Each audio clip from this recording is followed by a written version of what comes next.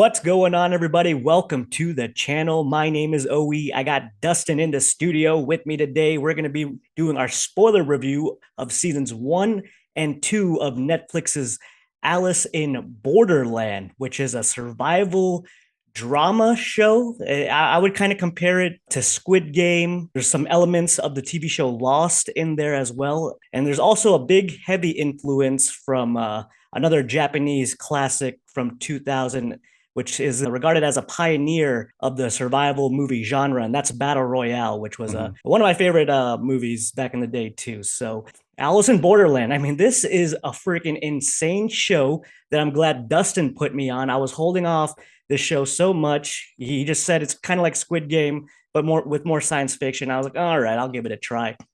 And I'm glad I did. This was an amazing, batshit crazy show. And the whole premise is just to set everything up. We're going to have spoilers in this review, but we're not going to break down everything. But just to set up the premise of this show for anyone who hasn't seen it yet, the story takes place and revolves around a character, Arisu, and his two friends. And on one day, they get transported to a dystopian alternate version of Tokyo where they're forced to complete in deadly games or die. The mystery unravels as you watch each episode. The games get crazier, the stakes get higher. This show was amazing, in my opinion. I'm glad Dustin, kind of hammered it in to get me on this show because, yeah, once I got past episode 3, I was hooked, brother. I was hooked. You're welcome. Yeah, because I know you're not much of a series guy. It's hard for you to get into series and more of a movies and everything, but I figured you had to watch this. And honestly, it was hard for me to get into it as well. It's kind of been in that Netflix, you might like this sort of categories, when you turn on Netflix. And really, it's because, Squid Games, if you've watched Squid Games like most of the world has, this might pop up on your list. It's kind of been, influenced by Squid Games, or at least the TV show is. Squid Games came out, I think, 2021, I think. 2021, yeah. Yeah. So it's if you're a real big fan of Squid Games and you need to fill that void until the second season of Squid Game, watch both seasons of Alice in Borderland. Yeah. And honestly, in my opinion, I enjoyed Alice in Borderland a lot more than Squid Game, and I enjoyed Squid Game a lot. Obviously there's the common denominator of survival, but Squid Game has more of a realistic approach to it, where it's like they're transported to an island. Alice in Borderland has more of a sci-fi feel to it because you have everything from lasers in the skies to this supernatural Tokyo has disappeared, right? So that's why I think I'd put season 1 and season 2 of Alice in Borderland above season 1 of Squid Game. I like the sci-fi element, the mystery of unraveling like what the hell is going on in this version of Tokyo, and also the characters. I found every single character introduced in Alice in Borderland very intriguing. I loved all of them because they all get like this is why I compare it to Lost, because you get like a little flashback for every single character. Even if they're in for one episode, you get to see a flashback of all these characters. And I grew connected to a lot of them as well. After episode 3, like I said earlier, of Alice in Borderlands, we're following the character Arisu and his two friends. And I thought, okay, we're going to follow these 3 and they're going to try to make it out. And then after episode 3, my expectations were just blown out of the water. Expectations subverted, as well as they killed off like 90% of the main cast in episode 3. I was like, okay, I'm in. This is some Game of Thrones shit. I am in. I am hooked. I want to watch this whole thing through. So I think for me too, after episode 3, I was kind of like, okay, I wasn't really impressed, but yeah, after episode 3, I was hooked on it. I think that's when the show just elevated all the way through. It obviously takes a turn when all of his friends die. So it's I gotta agree with you on that one. Episode 3, it was a turning point for me. Yeah, and we got to get introduced to more intriguing characters than Erisu's friends. I like Erisu as the main character. He's kind of a deadbeat in real life, but he finds his true purpose in this world. But all the characters that were introduced, Kuni, who is the also Kuina. Yeah. Say it right, man. My bad. I'm gonna butcher a bunch of these names. So all right, let me help you out then. Okay, you got Erisu as the main character. Erisu. Kuina, Kuina. she well, Umagi is the second or Usagi. Usagi, yeah, she's like too. the mountain climber with the past of the father. Kuina, probably my second favorite character of it. Let me talk about Kuina for a second. This is what I like about Kuina. I liked her backstory, and out of the blue, they threw in a side story of her past, and she's, a transsexual. And it's like, oh shit, this is like way out of left field for this character. And it's just like they explained it. They don't, dwell on it too Mhm. much. That's her character. They move on. If this was a westernized show, we'd have like a 2 episode deal dealing Yeah. with her being that type of person. We'd have it hammered in and like a Mhm. social message. But here it's like she's this character. That's what happened in her past, and they just don't ever talk about it again. I respect it about Cooney. Yeah, well, Alice in Borderland is based off of manga, which is aka a comic book for us Mm-hmm. Westerners, created by I want to make this I say it right, Haru Aso. That is his name, who created the manga. I hope you got it Uh, right. Sure. yeah, so he's basically Kuina is based exactly the way he wrote it, or she wrote it. I hope it's a guy. I hope that's a guy's name. Yeah. Um, So we had Karina. I liked her yeah. story and the actress playing her, and there was a female actress playing her because I Mhm. thought she was one of the most attractive women on the show. So when the twist came Yes. on her character, I was like, oh, I'm a little confused. But Yeah. thank God, Yes. nothing against if that's what you like. But Yep. I'm glad that the actress playing her is a real female in real life. But we had And then you got Anne, Kunia, who's there. Anne is the corporate lady that came from Annie, the the beach. forensic Hmm. scientist, Yes, a that was an goon. interesting character. I kind of wish we had more backstory with Annie. Yeah, Annie and Chisua. Your favorite that is my character. dude. Yeah. The silver haired yeah, Chisaya. Chisaya, Chisu, My yeah, something goodness, like stop that. butchering Yeah. names. Chisaya It's gonna happen. is I'm gonna yeah, butcher all these names, but he was cool. He was always cool, calm, and collected. I know he's your favorite character. He yeah. never broke a sweat. He was into the mind games. I He like had this the character. element like he was always high. I'll give you that. Yeah, But I I love that mellowness about him. He just was just like you said, he stayed calm. Like everybody's dying, and he's just looking around with his hands in his pocket, like, well, let me just think this out. I especially liked Aguni, the ex Yeah. soldier. I liked his character arc a lot in season 2. So I Yeah, guess those Aguni are was very one dimensional in season one, yeah, he was and then yeah, yeah, yeah. and then Season season 2 two he he had a good really arc. picked it up. And we had the Mad Hatter, or the Hatter, or his name, Yeah, Goonies' friend. I liked his character a lot too. he was He was cool. the leader of the beach. And there was a bunch of other side characters, and I don't know if you could call them villains, but they were former players, but they achieved a new level and they would turn into the game makers Yeah, and then have deadly games for the characters. I thought the games are really creative as well. Yeah, yeah. I There's like how they 50. categorized Yeah, each game with each card too. Like mhm. the hearts were like a betrayal type game, like Yeah. It was plays with your spade. mind and heart. Yeah, yeah. And like spades were like physical, Hmm. clubs were like a team sport. Yeah, So you had all these different type of games, and each one kept getting more creative and creative. yeah. The And higher the club, or the higher the number, the higher the card, the harder the game. yeah, The more exactly. difficulty. Yeah. That was So really interesting. I like that.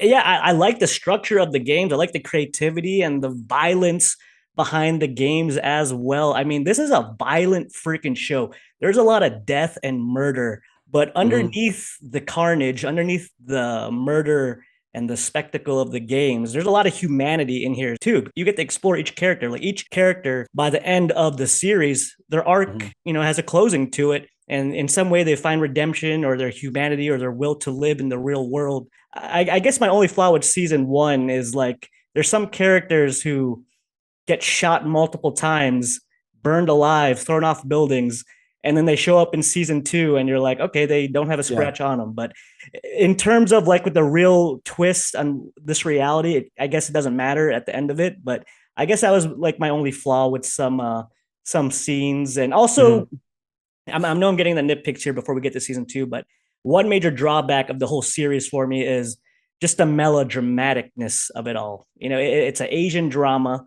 Even the ending, like the very end of season 2, like it was just overdrawn. Like with them, I mean, there's just so many parts where I'm like, they're getting too over dramatic. I don't think this scene would play out this long. Yeah. Can we wrap it up, please? That's how I felt in some of the dramatic scenes. But the acting Okay. was good. Like I had no problem with any of the acting. Just Yeah. little too much drama and some overdrawn scenes.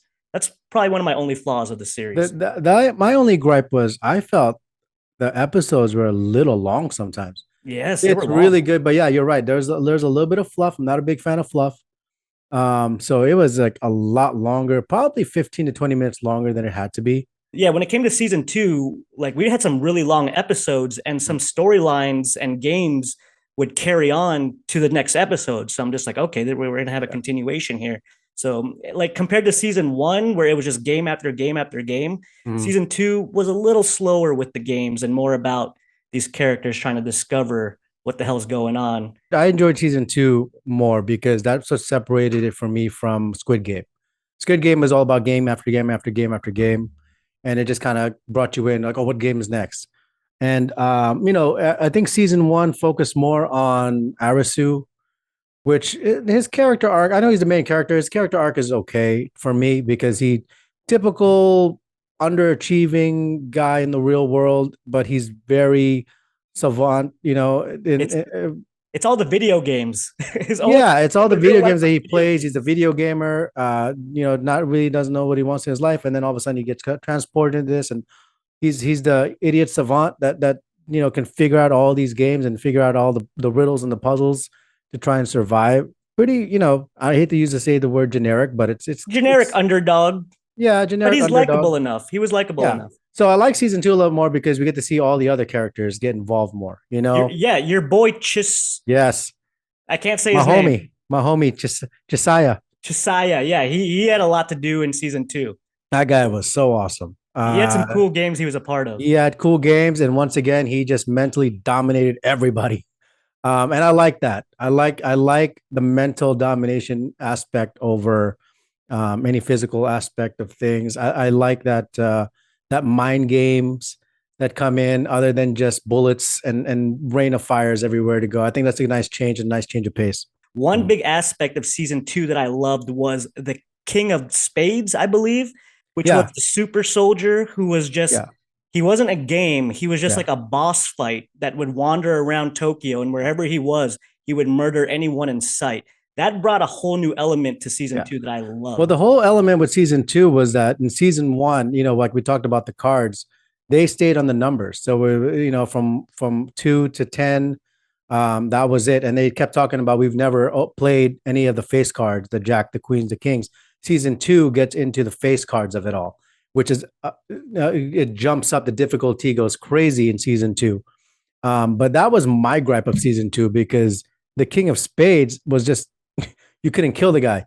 I mean, they made this guy seem like he was like Superman or whatever, or Batman. I'm like, no matter what you did to this guy, he just kept going on and on and on. So if you're a fan of the boys, like he got injected with the soup serum. Yeah, he was kind of like, So he even looked like Black Noir by the yeah, he that did. second to last episode. But you know what? You say you weren't really a fan of it. I kind of really enjoyed whenever he would pop up because Mm, it just threw a wrench in things, and it became like just a straight up survival movie. And it also gave a Goonie, who is one of my favorite characters. I liked his arc a lot in season yeah. two, where he was kind of dealing with like regret from killing Hatter, and he would have his visions. And Mm, Aguni's main purpose in season two was to fight the King of Spades. Like the boss fights were all like the face cards. Like mm-hmm. each person running the games in season two was like a good player from previous games who just kind of took over because yeah, the mystery is resolved in season two. We kind of get a resolution by the end of everything. So let's just talk about the ending and the twist. We're not going to delve too much into each characters. I honestly like most of them, probably Okay. 99% of them. I loved all the characters and the games before. There's so many games we could break down, but each one had its own uniqueness about them. Yeah. And I can't think of like one episode where I was completely bored. So yeah, let's just jump into the ending, to the Yeah. last game, the croquet game that Arisu and The Umagi have Queen, to Queen of play. Hearts, right? Queen of Hearts Queen was of it? Hearts was the last boss. Mm-hmm. Mira Um, was the last. Was the name of the. It was the Queen of Hearts. yeah, Mira, she was in season one. It turns Mm-hmm. out she was actually in disguise and she's a game Yeah. maker. But this episode, I mean, because the penultimate episode, which was the one before the finale, that was the action packed episode where everyone had to fight the King of Spades and nearly die. We lose a lot of characters in that battle. Yeah. That was the big action AKA scene. Thanos. Yeah, he was pretty much Thanos. Yeah. Um, the season, I don't know if this is a series finale, but the last episode of season two is the mind fuck episode where we really get some real emotions out of it, some real revelations. And that's, I mean, the Queen of Hearts, man, every time she would reveal the truth to Mm. Arisu, I was like, no way. I fell for it each time, and she kept I did tricking too. him. Yeah, I did too.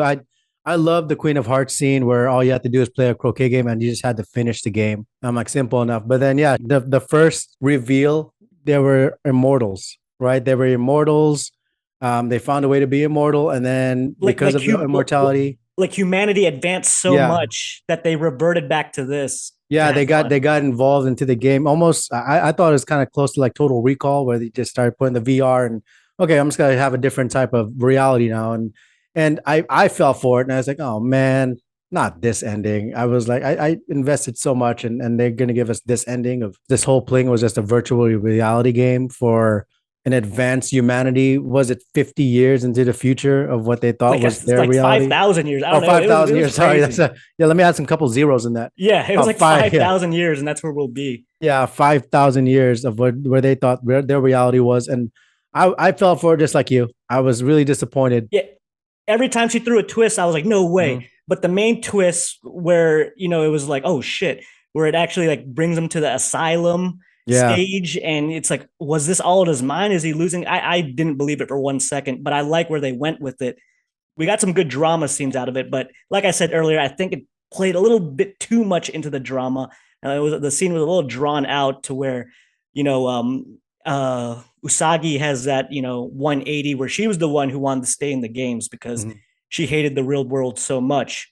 But as Erisu is like fighting the temptation to quit the game because he thinks that the Queen of Hearts is getting to his mind and he's about to quit the game. Usagi Yeah. is the one who brings him back and makes him realize that this asylum wasn't real. Yeah, I'm with you on that one. That was a little dramatic, a little too much into the drama It played of out a little too long. It it was was a little too too long. I'll much. agree It with was that. too much, but I liked it. I liked it I overall. do. But If you cut it down 10 minutes yeah, and a little bit less crying by yes, yes. Usagi, Mm-hmm. yeah, I'll go with that. Erisu is able to get out of the trance. Mhm. He doesn't quit the game. He finishes the game of croquet with the Queen of Hearts, and they ultimately win the game. They get all the cards or whatever.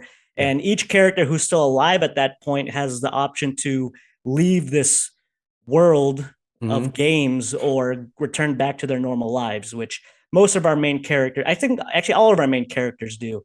The ones that stayed behind was like the side characters, like the serial killer guy and the Mhm. guy in the Yeah. suit from the Yep. prison episode, which that prison episode was great. But Yeah. yeah, all of our main characters go back to the real world, and all of our main characters pretty much get a happy ending, or at least a bittersweet ending, as they return to the real world, exactly to the first episode where Erisu is with his two buddies in Shibuya, the Shibuya crossing, and we didn't see this in the first episode, but Yeah. everyone who was in the game is kind of in that same area. Like Yeah. That was Usagi's cool. in there, Mm-hmm. Aguni and the Hatter. Rowena, everybody is in there. Everyone is in that crossing. And the whole time you thought it was like the fireworks that transported everyone to another realm. But in what really happened, which I don't know if this is really what happened, but what they show in the finale is a comet hitting Shibuya and just destroying that whole area. The twist in all this was everyone who was in that area who was on the borderline of death Mhm. got sent to play games in that alternate reality. Yeah. So they were kind of in a purgatory Yeah. playing games. I guess that's how you would interpret the No, twist. that's how it is. And that to me, that was awesome. That was cool. Um, yeah, you're right. The comet hit, and what we thought from and what Arisu, his narrative from the very beginning was everybody disappeared and they were left behind. But the reality was, according to the ending, was they're the ones that disappeared. Everybody else stayed. Langoliers, if there's, I'm going to say that. If you guys don't know what that is, Stephen King movie way back then. Shout out to Langoliers. But yeah, they're the ones that disappeared into it. They come back into purgatory, exactly what you said. It's the area between life and death. If they die in the game, they die in real life. And that makes so much sense when his two friends die because you can picture it. They actually died in the game, which means in real life, they actually died because we scoot over to what the hospital scene, right? Yeah. Where they're all in the hospital. So you put everything together. The ones that actually died in the game are the ones that actually died in real life, which is a lot of people. It was a lot of people, but our main cast pretty much lived. There were Yeah. like Cooney lived, Aguni lived. The cool crossbow or the bow and arrow girl with one leg who showed up at the very end, she lived. Yeah. but She got Ragi lived. Like everyone that lived. girl got mowed down like in half by like an AK, and she's still alive. So that's my point earlier is that some characters get shot the hell up and should be dead, but I guess Yeah, this is a purgatory world anyway, so it doesn't really matter at the end of it. But yeah, there was one character who ended up living that I was kind of confused about, and that was Anne. She died fighting the King of Spades, but at the very end of the finale, she's shown being resuscitated back to life. So maybe she was, I guess, whoever was on the brink of death at yeah. that time where Erisu won the game, they were still able to be saved. Yeah, I that don't scene know. was pretty cool. Kuina was the one that kind of reached over, grabbed her Yeah. hand, and I guess answered for both her and Anne Oh yeah, you're right. to Okay. go back to the world. So that was pretty cool. But I mean, just knowing that the whole game was about purgatory, that's what elevated it for me. I said earlier in the video that that's why I'm putting it above Squid Game because the ending was just so cool. It was just such a original ending for me that I've never seen it before. Well, It there was was perfect. one show that tried to do it and completely botched the concept of like a purgatory ending, and that's Lost. Like at the end of Lost, the series, they were kind of in Yeah, a purgatory, but it made zero sense. In this show, it actually makes sense. And yeah. yeah, I liked how we kind of closed out the arc for every character. Like no one really remembered what the hell Mm. happened. Like no one has any recollection of being in the games. So apart from Erisu, he kind of has a feeling something happened. But everyone else, they're not going to remember anyone. They're Mm-hmm. not going to remember the games, except for the very end where Erisu and Usagi have a reunion and they kind of have a little bonding moment where they Mm. kind of remember each other. And we get a happy ending with Erisu and Usagi walking into the sunset. But the very last shot, they pan over to a table with a deck of cards, and all the deck gets wiped away by the wind. And the only card left is the Joker card. That had me remembering the ending of Inception. If you remember that, with if you have watched Inception, that top that's supposed to go, and then if you roll through the credits, you still hear the top spinning, Yeah. so you don't really know if he's still in the dream world. Mm-hmm. This is exactly kind of what it kind of references to, or at least imitates. Where are they still in the game, and the Joker card is just messing with them, or is this really the end? For me, I hope it's the end because it was a perfect ending. Like a lot of times, you don't want to mess with the perfect ending. I think it was a great ending. It was a great twist, and that you never really get any hint of what's going on. They never really gave you a clue throughout the two seasons of what exactly they're doing in that world. They're just going through the motions of trying to survive and live. And at that very last, what, 15 minutes of the ending, it you just your whole mind encompasses everything that went through, and you understand the purgatory aspect and life and death and all that stuff. It was so perfect for me. So I hope it stays that way. They don't try to cash in and try to make something else. I 100% agree with everything you said. Like at first, when I watched the ending, I was like, "Oh, is there going to be a season three?" And then I did some research into the manga, and it ends exactly the same way. I Mm-hmm. think there's a spinoff that really doesn't mean much, but I think even in the manga, they had the Joker even show up right after Erisu ends the game, and he has a conversation with the Joker character. But it ultimately ends the same way, and there's not a part three to this at all. So I'm Good. with you that I'm satisfied with this ending. It had that it had enough to explain what the hell happened.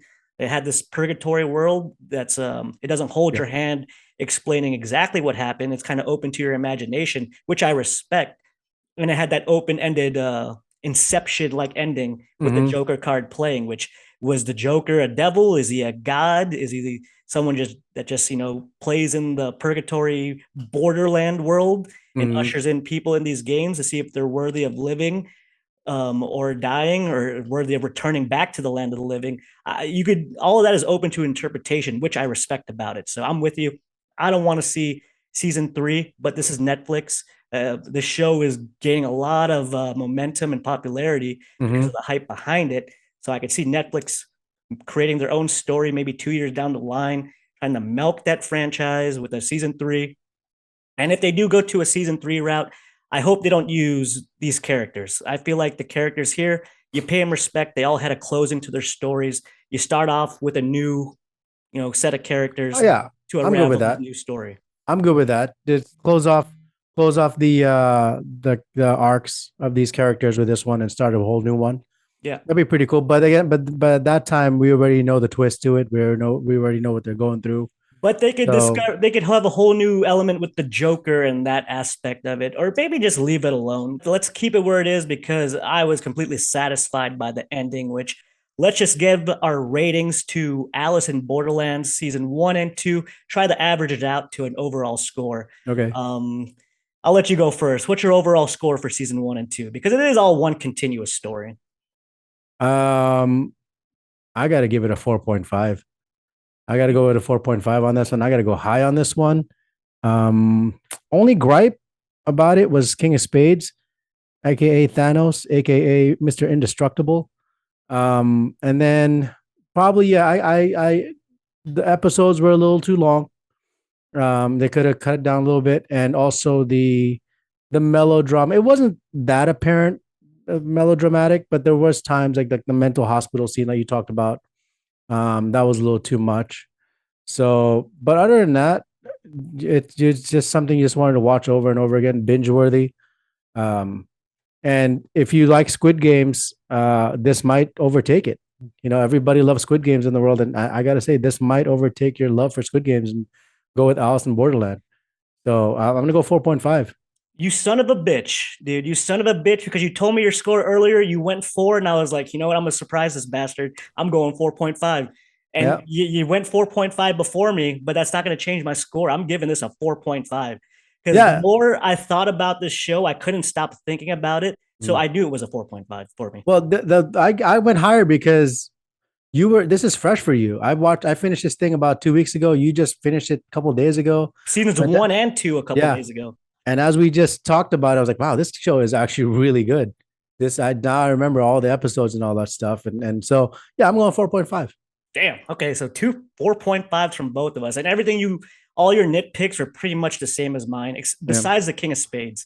I liked all the you scenes like of the King King of of Spades. I Spades. like the chaos and the shooting and the action scenes. I'm an action nut, so I enjoyed all those scenes with the King of Spades. But all the nitpicks with the melodramaticness, some episodes being a little longer and drawn out, I agree with all of that. So Mhm. yeah, Borderlands. I mean, Alice in Borderlands. This Yeah. show has something for everyone, in my opinion. I mean, it's such an insane show at times, but underneath it all, there's a lot of humanity behind all the chaos, and that's what I respect about the shows. It's a very creative, unique show. Did you watch it in Japanese with the subtitles, or did you Of go with the course, man. I will English? never go dub. I will never go dub. I went dub. I dubbed it. Oh, that. I dubbed it. I don't care. I Shit on me. saw a little bit of the dub Uh version, huh. and I would shoot myself in the head if I had to watch 2 seasons of that. I'm dubbing it. I dubbed it. Wow. Shit on me. I don't care. That's You worse know. than playing the game. I think I'd rather Yeah. play a game in Borderlands and watch this whole I series dubbed I in did go English. back and forth, Japanese, and then dub just to hear their real voices. You know, I did that with Squid Games as well. But yeah, I dubbed it. No shame. Oh, No shame for shame me. on you, brother. No Shame shame. on you. No shame.